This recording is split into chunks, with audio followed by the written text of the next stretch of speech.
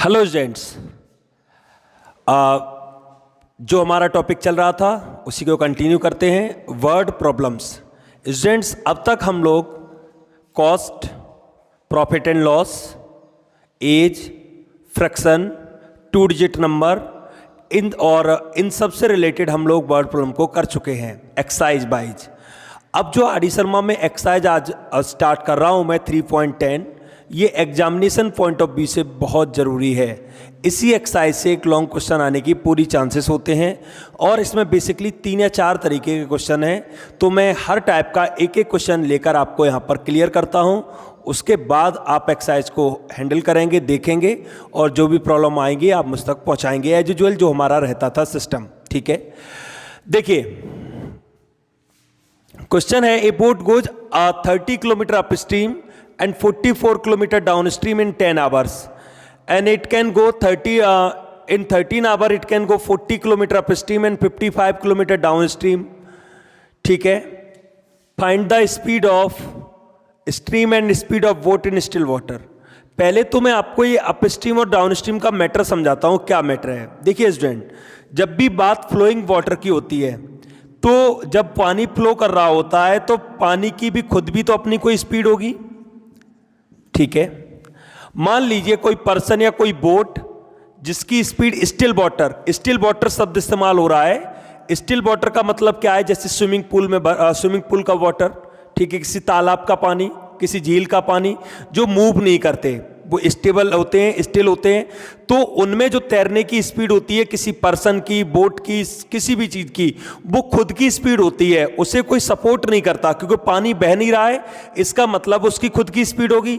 अब मान लीजिए मेरी स्पीड स्टिल वाटर में मैं स्विम करता हूं 10 किलोमीटर पर आवर की स्पीड से, ठीक है, और ये स्टिल वाटर में मेरी स्पीड है। अगर मैं बहते हुए पानी में आ जाऊं, जो पानी पहले से बह रहा है 2 किलोमीटर पर आवर की स्पीड से इस डायरेक्शन में, और जो भी पर्सन है जिसकी स्टिल वाटर में तैरने की स्पीड है 10 किलोमीटर पर आवर, वो इसमें फ्लोइंग वाटर में अगर आता है और फ्लोइंग वाटर में आगे की तरफ स्विम करता है तो इसको कहेंगे डाउन स्ट्रीम। डाउन स्ट्रीम यानी कि अगर मैं कहूं तो बहाव के साथ, ठीक है, डाउन स्ट्रीम का मतलब समझे, बहाव के साथ जिस डायरेक्शन में वाटर फ्लो कर रहा है उसी डायरेक्शन में अगर हम मूव करते हैं तो उसे कहेंगे डाउन स्ट्रीम। तो जरा खुद से इस चीज को नोटिस करिए, 10 kilometre per our still water में है, 2 किलोमीटर पर आवर आपकी पानी की स्पीड है, तो जब इस साइड जाएगा तो ये 10 + 2 कितना फील होगा, 12 किलोमीटर पर आवर।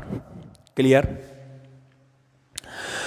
यानी कि वाटर ने हेल्प की, वाटर की स्पीड प्लस हो गई। और वाटर की स्पीड प्लस क्यों हुई, क्योंकि वाटर के साथ ही तो रन कर रहे हैं, वाटर के साथ ही तो मूव कर रहे हैं, तो इसे कहेंगे डाउन स्ट्रीम। अब जरा इधर चलते हैं, अप स्ट्रीम। अप स्ट्रीम का मतलब बहाव के विपरीत दिशा में, ठीक है, हम बात करेंगे, इसका मतलब है विपरीत दिशा में। बहाव के विपरीत दिशा में अगर हम तैरते हैं या बोट जाती है तो फिर पानी हमारा अपोज करेगा। पानी अपोज करेगा तो स्पीड क्या फील आएगी, 8 किलोमीटर पर आवर। बेसिकली एक बात समझिए, बहते हुए पानी में जिसे हम फ्लोइंग वाटर कहेंगे, फ्लोइंग वाटर में अगर हम डाउन स्ट्रीम जाएंगे तो वाटर की स्पीड मेरी स्पीड में प्लस हो जाएगी। रीजन क्या है प्लस होने का, क्योंकि जिस डायरेक्शन में बोट फ्लो कर रही है उसी डायरेक्शन में वाटर फ्लो कर रहा है, दोनों की स्पीड ऐड हो गई। ऐसे समझिए, आसान भाषा में वाटर हमारी हेल्प कर रहा है क्योंकि हम उसी के डायरेक्शन में जाते हैं। अब अपस्ट्रीम, अपस्ट्रीम मतलब बहाव के विपरीत दिशा में जब अपस्ट्रीम में जाएंगे स्टूडेंट तो वाटर हमें पीछे को धकेलेगा। धकेलेगा मतलब अपोज करेगा, अपोज करेगा तो उसको कहते हैं अपस्ट्रीम। और फिर वाटर की स्पीड माइनस हो जाएगी। अगर हमारी स्टिल वाटर में 10 है तो फिर कितनी रह जाएगी, 8। ठीक है, अब यहां पर एक बात समझनी होगी इस क्वेश्चन में, ऐसे कई क्वेश्चन आपको एक्सरसाइज में देखने को मिलेंगे। हम मान लीजिए बोट की स्टिल वाटर में speed x kilometre per our मान लें और वाटर की speed y kilometre per our मान लें, तो डाउन स्ट्रीम में स्पीड क्या होगी, x + y, और अप स्ट्रीम में स्पीड क्या हो जाएगी, x माइनस वाई, बस इस बात को ध्यान रखना है। अगर इतनी बात समझ में आ गई तो आपको ये अप स्ट्रीम डाउन स्ट्रीम वाले क्वेश्चन बिल्कुल भी परेशान नहीं करेंगे। आइए मैं आपको करके दिखाता हूं एक क्वेश्चन कंप्लीट।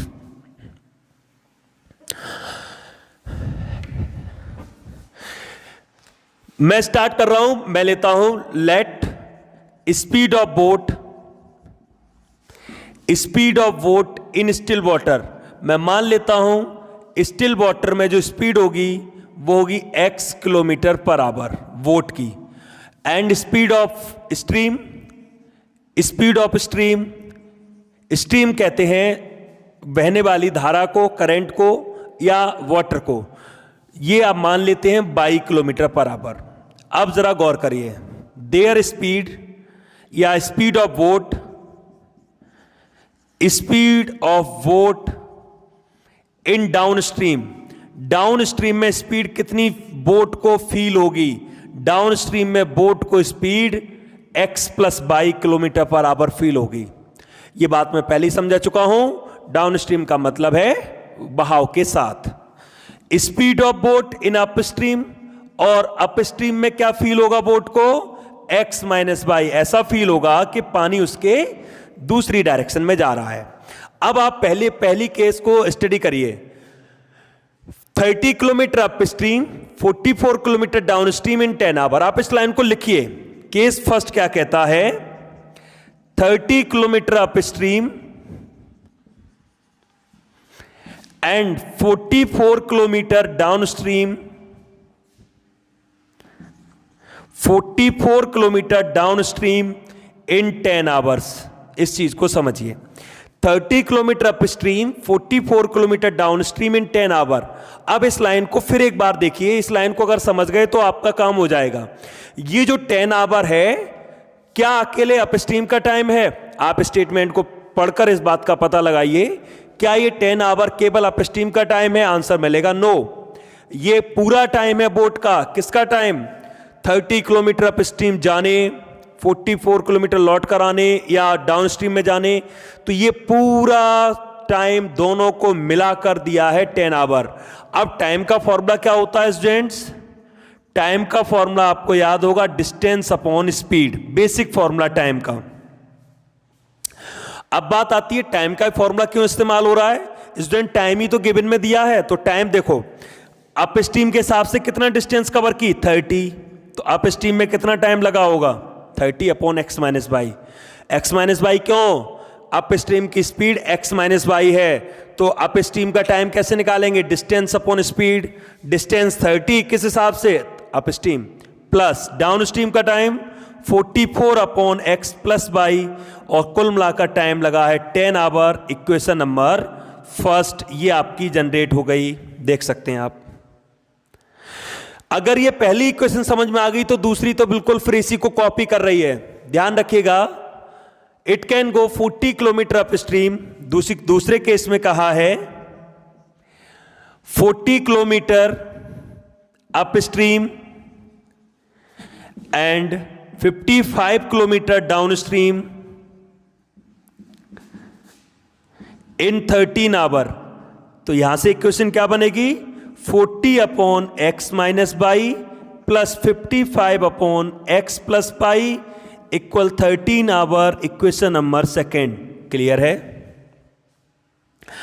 अब आपको इन इक्वेशन को सॉल्व करना है बस, और जैसे ही इनको सॉल्व करेंगे आपको आपके आंसर्स मिल जाएंगे। आइए मैं एक बार पूरा सॉल्व करा देता हूं। याद करिए क्या सिखाया गया है स्पेशल टाइप ऑफ इक्वेशन में। इस तरीके की सिचुएशन में आप इनको थोड़ी देर के लिए कोई दूसरे टर्म मान लीजिए, जैसे 1 अपॉन एक्स प्लस वाई को x माइनस वाई को p और 1 अपॉन एक्स प्लस वाई को q मान लेता हूं मैं। तो ये इक्वेशन क्या बनेगी? 30p plus 44q equal 10। ये एक और इक्वेशन आ गई, मान लीजिए फर्स्ट इक्वेशन ही कन्वर्ट हो गई है, और ये आ गई आपकी 40p 55q इक्वल 13।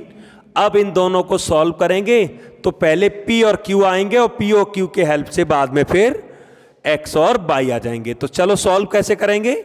मेरे हिसाब से तो ये दोनों इक्वल कर लो। तो मल्टीप्लाई बाई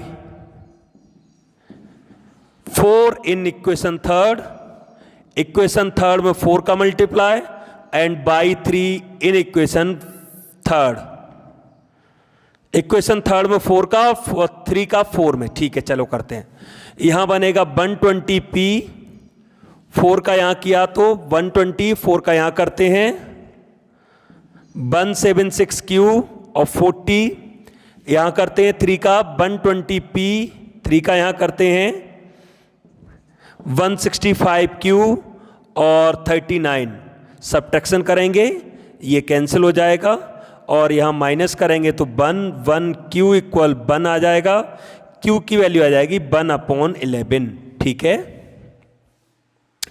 इस q की वैल्यू को कहीं भी रिप्लेस कर देंगे। अगर हम थर्ड में रिप्लेस करते हैं किस q की वैल्यू को, तो आ जाएगा 30p 4 into 44 into 1/11 equal 10। Solve करेंगे 4 और p की वैल्यू आ जाएगी 1/5। आप पूरा सॉल्व करेंगे, 4 को माइनस करेंगे, 10 में से 6 बचेगा, 30 का डिवाइड करेंगे तो p इक्वल आ जाएगा 1/5। बात अभी भी खत्म नहीं हुई है। जो p और q की वैल्यू आई है उनकी हेल्प से अभी x और y की वैल्यू भी तो निकालनी है आपको। उसके लिए क्या करना है, 1/x माइनस y को p माना था तो 1/x माइनस y p की वैल्यू कितनी आई है 1/5। रेसिप्रोकल करें तो x माइनस y इक्वल 5, एक और इक्वेशन क्रिएट हो गई। ऐसे ही 1/x प्लस y को q माना था, 1/x प्लस y इक्वल आया है 1/11, x प्लस y इक्वल हो गया 11, इक्वेशन नंबर 6। फिर इनको सॉल्व करना पड़ेगा, x minus y equal 5, x plus y equal 11 और इनको सॉल्व करेंगे तब जाकर हमें x और y मिलेंगे। जो x और y होंगे वो आपके आंसर्स होंगे speed of stream and speed of boat.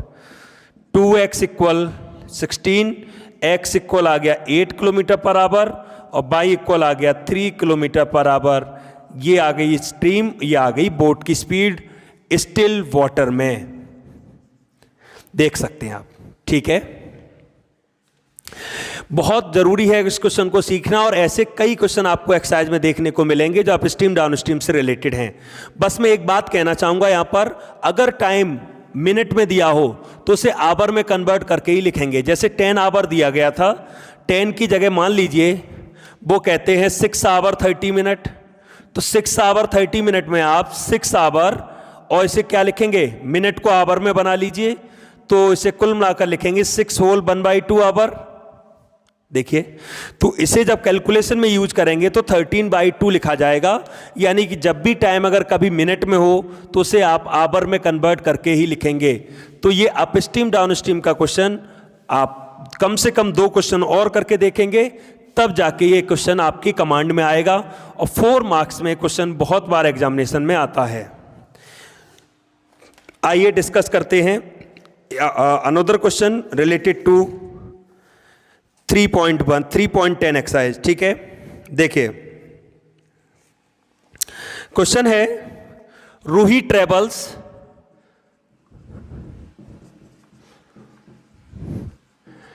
मैं क्वेश्चन लिख नहीं रहा हूं, आप वहां से देख सकते हैं। ये क्वेश्चन मैं रीड कर रहा हूं। Ruhi travel 300 kilometre to her home partly by train and partly by bus. She takes 4 hours if she travels 60 kilometer by train and remaining by bus. If she travel 100 kilometer by train and remaining by bus, she takes 10 minutes longer. Find the speed of train and bus separately. आइए student, मैं इसको करके दिखाता हूं। पहले मैं पूरा question समझा देता हूं। क्वेश्चन आप देखिए, रूही को 300 किलोमीटर ट्रेवल करना है अपने घर जाने के लिए, और ऐसा करने के लिए वो 2 तरीके के व्हीकल्स का यूज कर रही है, ट्रेन और बस का। ठीक है, तो मान लेते हैं लेट स्पीड ऑफ ट्रेन मान लेते हैं x kilometre per our and speed of बस मान लेते हैं हम 22 किलोमीटर पर आवर। ठीक है, टोटल जर्नी जो है, टोटल डिस्टेंस कह सकते हैं, टोटल डिस्टेंस 300 किलोमीटर है। अब सुनिए केस फर्स्ट। केस फर्स्ट ये क्या कहता है, if she travel 60 kilometer by train and remaining by bus, she takes 4 hours. 60 kilometer by train and remaining by bus, तो जो टाइम लगता है वो 4 आवर्स लगता है। ये चीज समझिए।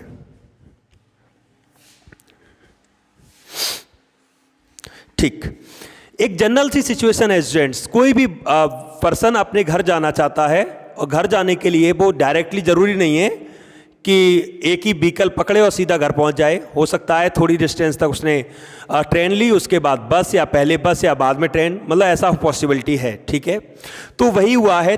300 किलोमीटर टोटल डिस्टेंस है, उसमें से 60 किलोमीटर ट्रेन से ट्रेवल की, रिमेनिंग बाई बस। इस रिमेनिंग बाई बस का मतलब क्या हो गया? 240 हो गया कि नहीं हो गया? पहले ये बताइए। 60 अगर ट्रेन से कवर करेंगे तो बस के लिए कितना बचेगा? 240, क्योंकि 300 ही तो ट्रेवल करना है। तो ये अंडरस्टूड है, ये खुद ही हमें समझना होगा कि टोटल डिस्टेंस 300 है, तो ट्रेन का 60 हो गया और बस का 240। अब पिछले क्वेश्चन की तरह ट्रेन से लगने वाला टाइम प्लस बस से लगने वाला टाइम, और टोटल टाइम कितना दिया है? 4 आवर। ये 4 आवर न तो अकेले ट्रेन का टाइम है और न अकेले बस का टाइम है। 4 our is the combined time of train and बस।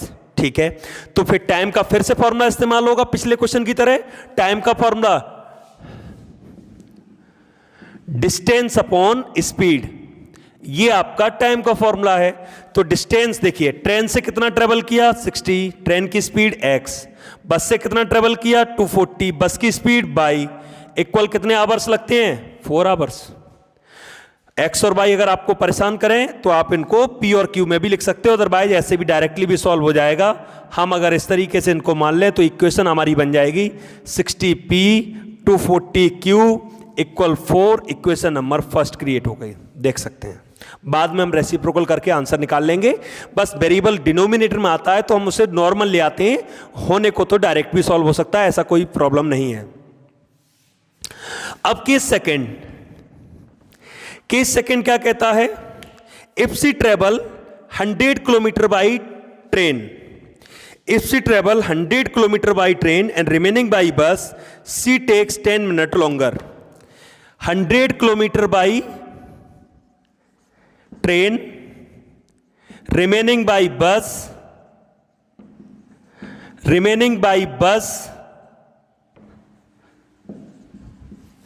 तो टाइम लगता है 10 minute longer.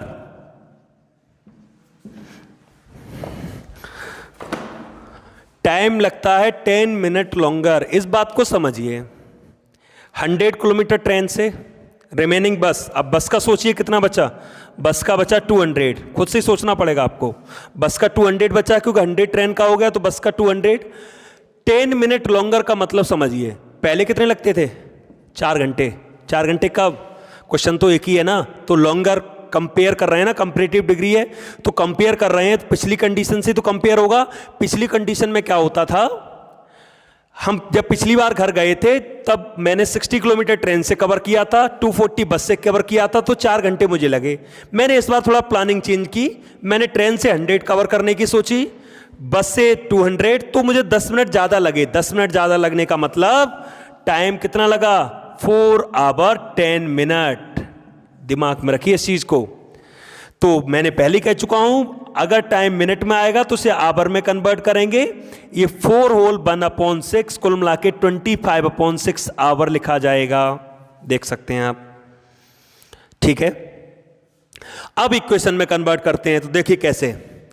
100/x 200/y equal 25/6, देख सकते हैं आप। ठीक है, p और q में अगर लिखेंगे तो ये इक्वेशन बनेगी 100p 200q equal 25/6। Cross multiple कर लीजिए, 600p 1200q equal 25, equation number second. अब फर्स्ट और सेकेंड को सॉल्व करेंगे और सॉल्व करने से हमें p और q की वैल्यू मिल जाएंगी, और जब हम उनके रेसिप्रोकल करेंगे तो हमें x और y मिल जाएंगे, क्योंकि x और y रेसिप्रोकल हैं। आइए मैं सॉल्व भी कर देता हूं। 60p 600, तो इसमें मल्टीपल 10 का कर लो एलिमिनेट करने के लिए, multiply by 10 in equation first. जिन स्टूडेंट्स को अभी तक इक्वेशन सॉल्व करना नहीं आता है तो प्लीज वो पहले शुरुआत की वीडियोस देखें, चैप्टर 3 की बिगिनिंग की जो वीडियोस हैं उनको पहले क्लियर करें, तब ये समझ में आएगा। इक्वेशन बनाना मैं सिखा रहा हूं यहां पर, मेथड मैं पहले ही क्लियर कर चुका हूं। 10 का मल्टीपल करेंगे क्या बनेगा 600p 240, देखिए 10 का हर जगह मल्टीप्लाई होगा, और ये 40। इक्वेशन नंबर नेक्स्ट, इसके नीचे दूसरी लिख लीजिए 600p 1200q और 25। चलिए सॉल्व करते हैं। सॉल्व हो गया, ये देखिए कैंसिल हो गया। यहां पर माइनस करेंगे 1200q बचेगा, यहां पर माइनस करेंगे तो ये 15 बचेगा, तो q इक्वल आ जाएगा 15/120। सॉल्व करेंगे 15 से, 1200 है ये, सॉल्व करिए, ये q आ गया 1/80। देख सकते हैं आप, q की इस वैल्यू को कहीं भी रिप्लेस कर दीजिए, मैं डायरेक्ट कर देता हूं, मुझे याद है आंसर। तो p की जो वैल्यू आएगी वो 1/100 आएगी। अगर इनके हम रेसिप्रोकल करेंगे, p का रेसिप्रोकल x होगा तो x का आंसर हो जाएगा यहां से कितना 100 किलोमीटर पर आवर, और y का आंसर हो जाएगा 80 किलोमीटर पर आवर। ठीक है, ये आपके आंसर्स हो गए, speed of train and speed of बस। क्लियर है? आइए मूव करते हैं अगले एक और क्वेश्चन पर जो एक टॉपिक से रिलेटेड है। जो भी मैं क्वेश्चन करा रहा हूं ये एक नहीं है, 3-3, 4-4 क्वेश्चन दिए हैं 3.10 एक्सरसाइज में, एक एक टॉपिक के।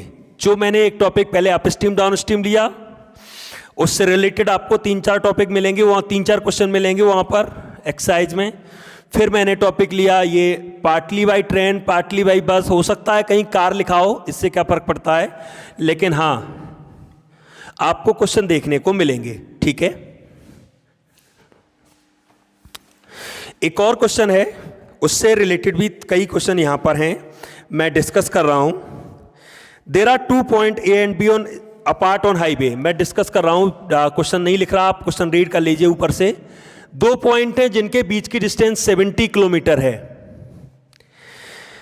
A car starts from A, another car starts from B simultaneously. If they travel in the same direction, they meet in 7 hours. If they travel towards each other, they meet in 1 hour. Find the speed of 2 cars. आइए समझाता हूं। ऐसे समझिए, 2 cities हैं A और B, दोनों के बीच की डिस्टेंस कितनी है 70 किलोमीटर। एक सिटी A, दूसरी सिटी B। एक सिटी आपकी ये है और दूसरी सिटी आपकी ये है, दोनों के बीच की जो डिस्टेंस है वो 70 किलोमीटर पर आवर है।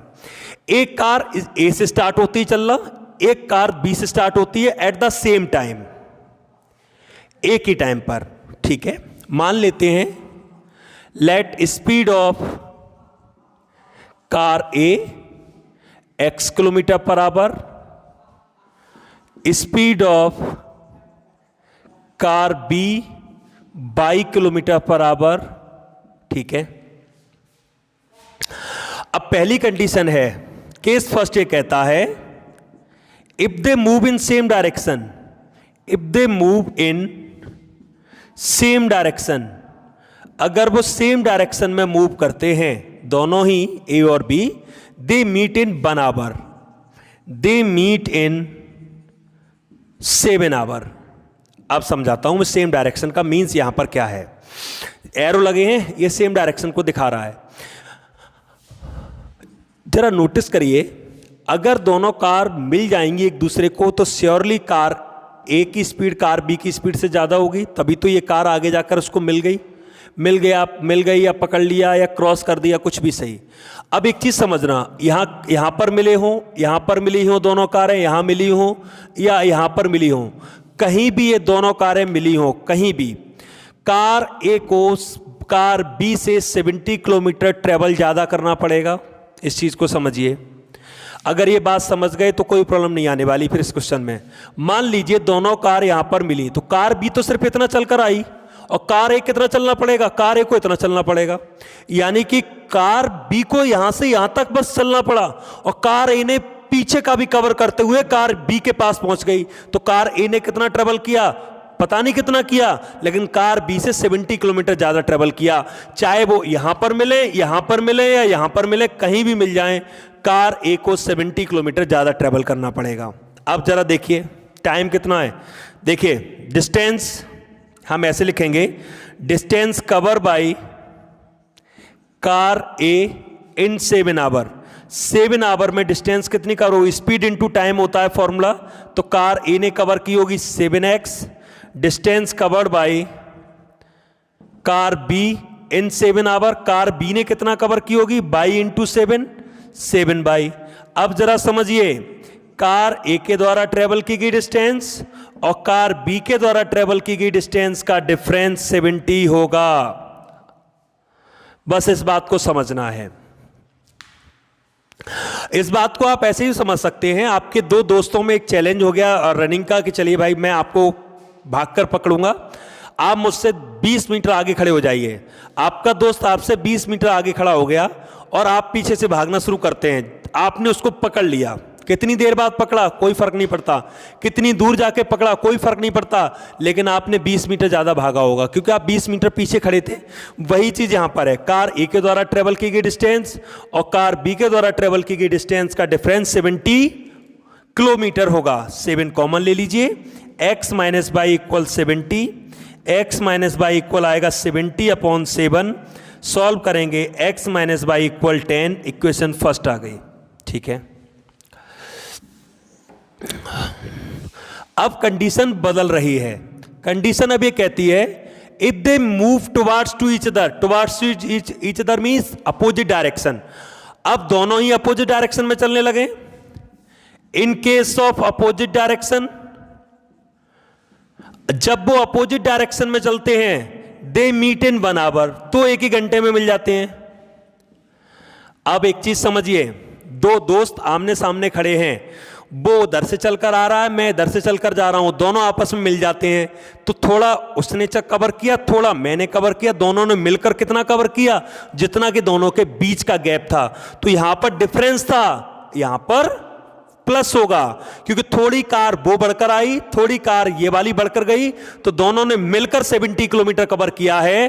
तो 1 आवर में कार एक के द्वारा ट्रेवल की गई डिस्टेंस का फॉर्मूला स्पीड इनटू टाइम लगा रहा हूं मैं, प्लस कार बी के द्वारा ट्रेवल की गई डिस्टेंस और दोनों ने मिलाकर कितना कवर किया, 70। तो x प्लस बाई इक्वल क्या आ गया, 70।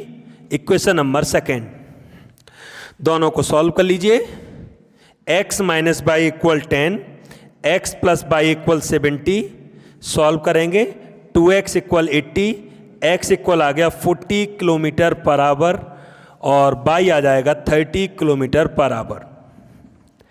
यानी कि कार ए की डिस्टेंस, कार बी की डिस्टेंस, कार ए की स्पीड और कार बी की स्पीड आपकी होगी। ओवरऑल मैंने आज केवल 3 ही क्वेश्चन आपको सिखाए हैं। पहला अप स्ट्रीम डाउन स्ट्रीम, दूसरा partly by train partly bye बस या कार यानी 2 व्हीकल का इस्तेमाल होना, तीसरा 2 places on highway, 2 place highway पर हैं और कार एक बार सेम डायरेक्शन मूव करती हैं, एक बार अपोजिट डायरेक्शन मूव करती हैं। लेकिन ये तीनों ही क्वेश्चन अपने आप में बहुत इंपॉर्टेंस रखते हैं। तो स्टूडेंट्स इनसे रिलेटेड और जो 2-2, 3-3 क्वेश्चन एक्सरसाइज में दिए गए हैं, आपको उन्हीं क्वेश्चंस को करना है और जो बचे हुए क्वेश्चन हैं उनको हम नेक्स्ट क्लास में कवर करेंगे, जिससे कि आप लोगों को कोई प्रॉब्लम नहीं आएगी। अब हम कंटिन्यू रहेंगे, डेली आपको क्लास मिलेगी। जो गैप था उस गैप का रीजन सबको पता है। टेस्ट भी होगा आपका एज यूजुअल टाइमिंग पर और क्लासेस भी आपकी रेगुलर होंगी। Thank you.